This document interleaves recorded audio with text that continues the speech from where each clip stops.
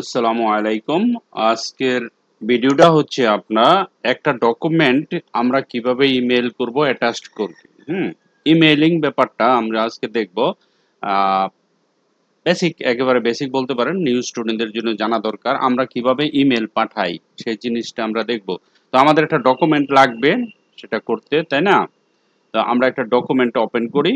Document open করলে আমরা Microsoft ওয়ার্ডে যাব। ধরেন আমার অলরেডি ওপেন করা আছে এখানে একটা ডকুমেন্ট। একটু মডিফাই করি, দেখেন কিভাবে। Page layout, page colour, fill effect গেলাম। তারপর ধরেন আমি ডকুমেন্টটাকে একটু হালকা মডিফাই করতেই পারি। এখানে গেলাম, কোনটা একটা কালার, রেড কালার দিতে পারি। তারপরে এই কালারটা অন্য আরেকটা কালার আমি নিতেই পারি। ঠিক আছে, ফ্রম কর্নার, ফ্রম সেন্টার থেকেও দিতে পারি, আপনি চাইলে এখান থেকেও দিতে পারেন। এই যে ফ্রম সেন্টার, যখন এটা ক্লিক করবেন তো আপনার একটা ডকুমেন্ট মোটামুটি এরকম হলো। চাইলে আপনি ওয়াটারমার্ক দিতে পারেন। এখানে আসলাম, আসার পরে ধরেন আমি এখানে GCZ একটা ওয়াটারমার্ক দিলাম। ঠিক আছে, ওকে। এই যে ডকুমেন্টটা বানাইলাম, এই ডকুমেন্টটা আমি এখন ইমেল করব। ঠিক আছে, আপনি আরো মডিফাই করতে পারেন। আপনি চাইলে ইনসার্ট, তারপরে তার পেজ নাম্বার দিতে পারেন।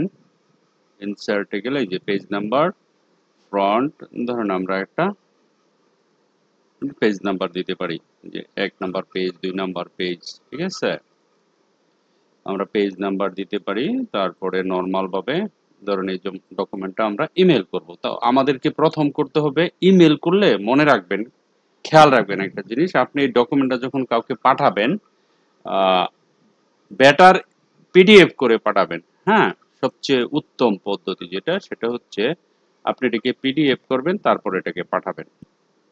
এখন প্রশ্ন হচ্ছে পিডিএফ কিভাবে করুন। সর্বপ্রথম আপনাকে এটা সেভ করতে হবে। ঠিক আছে, দেখেন আমি সেভ করলাম। কোথায় সেভ করব? Any place. আপনি ডেস্কটপে করতে পারেন, বা যেখানে আপনার মনে চায় সেখানে আপনি করতে পারেন, কোনো সমস্যা নেই।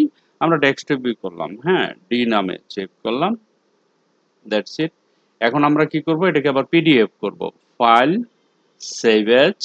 তো পিডিএফ করলে আপনারা জানেন তো, আমরা ডেস্কটপে যাব। ডেস্কটপে এই যে ডি নামে যে ফোল্ডারটা আছে, এই ফোল্ডারটা, সরি, ফাইলটা আছে, এই ফাইলটা তো এমনি থাকবেই না, এটা কিন্তু আবার পিডিএফ হয়ে যাবে। এইখানেই দুইটা হবে, একটা পিডিএফ ফরম্যাট, একটা নর্মাল ফরম্যাট। তো পিডিএফ করতে গেলে আমাকে শুধু জাস্ট গেলে এখান থেকে এই যে পিডিএফ শব্দটা উল্লেখ করে এখানে সেভ করে দিবেন। That's it. দেখেন এই ডকুমেন্টটা হয়ে গেছে আপনার পিডিএফ। ঠিক আছে, তো এটা হয়ে গেল আপনার কি পিডিএফ। তো আমরা কোথায় পিডিএফ পাবো দেখেন, আমরা যদি সবকিছু বন্ধ করে দেই তারপরেও কিন্তু পাবো এটা পিডিএফ। বন্ধ করে দেখেন, আমরা যদি এখানে যাই, এটা কেটে দেন, হ্যাঁ, সেভ করেন। এই যে ডি নামে ফোল্ডার একটা পাইলাম, এটা হচ্ছে পিডিএফ ফরম্যাট। আর নরমাল ফরম্যাটে হচ্ছে এটা, এটা হচ্ছে নরমাল ফরম্যাট। আপনারা কখনো যখন ইমেল করবেন সব সময় পিডিএফ করে দিবেন। এতে করে হয় কি জানেন, আপনার এই ডকুমেন্টটা যখন আপনি পাঠাবেন না, তখন যিনি প্রিন্ট করবেন বা অন্য আরেক জায়গায় পাঠাবেন, ওনার একটু প্রবলেম হয়ে যাবে, ডকুমেন্টের ফরম্যাটগুলো ভেঙে যাবে। কিন্তু আপনি যদি পিডিএফ করে পাঠান তাহলে এটা আর কেউ চেঞ্জ করতে পারবে না, এজ ইট ইজ প্রিন্ট করতে পারবে। হয়তোবা আপনি একটা ডকুমেন্ট পাঠাইছেন, পাঠানোর পরে সে একটু মডিফাই করে ফেললো, কিন্তু পিডিএফ করলে সহজে মডিফাই করা যাবে না। ওকে, সেই জন্য এখন এই পিডিএফ জিনিসটা আমি ইমেল করে পাঠাবো, একেবারে সিম্পল। এখন আমরা চলে যাব ইমেলে। আমাদের ইমেল কোথায় আছে? ধরেন এখানে ইমেলটা আমরা ওপেন করে নেই। ইমেল তো এখানে দেখা যাচ্ছে না, কোথায় আছে? এখানে এই যে ইমেল আছে, আমি ওপেন করে রাখছি। ধরেন এটা আমার ইমেল অ্যাড্রেস। হ্যাঁ, এখন আপনি জিনিসটা ইমেল করবেন, কম্পোজে যাবেন, দেখেন কম্পোজ লেখা আছে। ঠিক আছে, আপনি তো ইমেল ওপেন করবেন, ইমেলে ক্লিক করলে ইমেলটা ওপেন হয়ে যাবে। কম্পোজে ক্লিক করলে এরকম একটা জায়গা আসবে আপনাকে লেখার জন্য, টু মানে কাকে পাঠাবেন। ধরেন আমি আমাকেই পাঠালাম, মোহাম্মদ, এটাই দিই, এটা আমার ইমেল অ্যাড্রেস। হ্যাঁ, এনে লিখবেন, একটা নাম লিখবেন। ঠিক আছে, নাম বলতে ধরেন আমি লিখলাম গাজীপুর, মানে সাবজেক্ট। ঠিক আছে, সাবজেক্ট লিখবেন, গাজীপুর লিখলাম। তারপরে এখানে আপনি লিখতে পারেন, হাই স্যার, এফ ওয়াই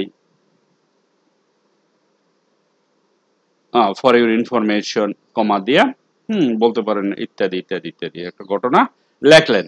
লেখার পরে আপনাকে কি করতে হবে, এই যে এখানে আসবেন, এখানে এসে আপনি এই যে জিনিসটা আছে না, এটা আপনি কি করতে পারেন, আহ মানে সেভ করে নিতে পারেন। আপনার মানে যিনি পাবেন লেটারটা, এই যে আপনি আপনি কি আপনার যে ডিজিগনেশন, আপনি যেখান থেকে পাঠান, যে কোম্পানি থেকে পাঠান, ঠিক আছে, সেইখানে যেমন মোহাম্মদ সেলিম আকন্দ কম্পিউটার, আমার ডিজিগনেশন যেটা, আমি সেটা পাঠালাম, Mohammad Selim Akanda professional data center engineer Dubai UAE, ঠিক আছে, এই যে ইত্যাদি ইত্যাদি, আপনি এই জিনিসগুলো আপনি দিতে পারেন এখানে। হ্যাঁ, দেওয়ার পরে আপনার যে ডকুমেন্টটা আছে না, সেটা আপনি অ্যাটাচ করবেন কিভাবে, দেখেন এই যে একটা আছে না, এই যে জ্যাম ক্লিপের মতো একটা জিনিস অ্যাটাচড, এই যে লেখা আছে অ্যাটাচড ফাইল, অ্যাটাচড ফাইলে ক্লিক করলে আপনাকে নিয়ে যাবে যেখানে আপনার পিডিএফ ফাইলটা আছে। কোথায় আছে, এই যে ডি নামে পিডিএফ ফাইল, এখানে ক্লিক করবেন।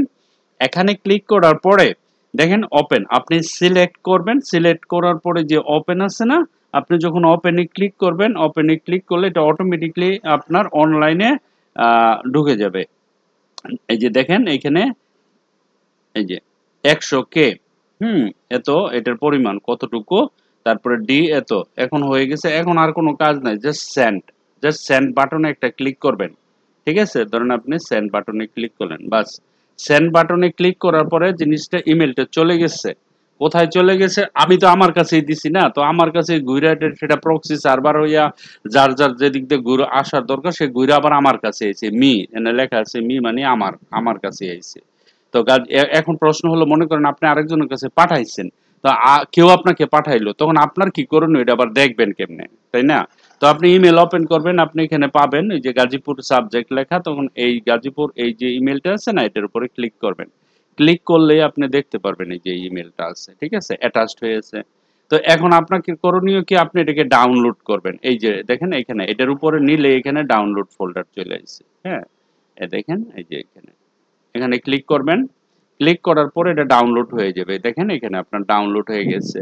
এখন প্রশ্ন হচ্ছে, ডাউনলোড হলে আপনি খুঁজেই তো পাবেন না, কোথায় গেছে, না এখানে যাবেন, একটা ফোল্ডার দেখতে পাচ্ছেন, হ্যাঁ, এই ফোল্ডারের উপরে ক্লিক করলে আপনাকে নিয়ে যাবে। আপনাকে খেয়াল রাখতে হবে, কম্পিউটারে যখন কোনো কিছু ডাউনলোড করেন, everything everything is restoring in the download folder. কম্পিউটারের মধ্যে মাই ডকুমেন্ট, ডাউনলোড ফোল্ডার, তারপরে এই জিনিসগুলো বাই ডিফল্ট থাকে, ঠিক আছে, ডাউনলোড নামে একটা ফোল্ডার আপনাকে বানাতে হয় না, অটোমেটিক থাকে, মাই ডকুমেন্ট এগুলি থাকে, তাই না? তো এখানে ডাউনলোড ফোল্ডারে গেলেই আপনি পাবেন, আপনি দেখেন লোকাল ড্রাইভ সি ইউজার্স, হ্যাঁ, এইচপি ডাউনলোড, এই যে ডাউনলোড লাস্টে যেটা থাকবে ওই ফোল্ডারের ভিতরে আছে, তাই না? এখন আপনি এটাকে ওপেন করতে চান, অথবা এখান থেকে আপনি কপি করে নিয়ে আপনার ডেস্কটপে রাখতে চান, আপনার ইচ্ছা। এখন এটাতে ডাবল ক্লিক করার সাথে সাথে আপনার ডকুমেন্টটা পিডিএফ আকারে ওপেন হয়ে গেছে। তারপরে বাস হয়ে গেল। তারপরে এই যে এখানে আছে প্রিন্টার, আপনি এখানে খালি প্রিন্টারে ক্লিক করবেন, অটোমেটিকলি প্রিন্টার মেশিন দিয়ে বেরিয়ে আসবে। দ্যাটস ইট, আপনার একটা কাজ হয়ে গেল। আর কেউ একটা ডকুমেন্ট পাঠালো, আপনাকে তো প্রিন্ট করতে হবে, কোথাও ব্যাংকের ডকুমেন্ট হতে পারে, যে কোনো একটা ডকুমেন্ট যদি প্রিন্ট করার ইচ্ছা থাকে, বা কাস্টমার বললো যে তার স্টেটমেন্ট দেওয়ার জন্য, তখন পিডিএফ আকারে থাকে, তখন আপনি কি করবেন, সেটা ডাউনলোড করে আপনাকে প্রিন্ট করতে হবে। আমি তো দেখাইলাম কিভাবে ডাউনলোড করতে হয়, তাই না? আর তারপরে কিভাবে একটা ইমেল পাঠাতে হয় সেটাও দেখালাম। যারা অফিসে কাজ করেন তাদের জন্য এই জিনিসটা অনেক ইম্পর্টেন্ট, ঠিক আছে, আমি তো দেখালাম। তারপরেও যদি কারো কোনো কনফিউশন থাকে, অবশ্য আমার ক্লাসে আমাকে বলবেন, আমি পার্সোনালি দেখিয়ে দেব, ঠিক আছে। Thank you very much for watching video. Bye bye, have a nice day.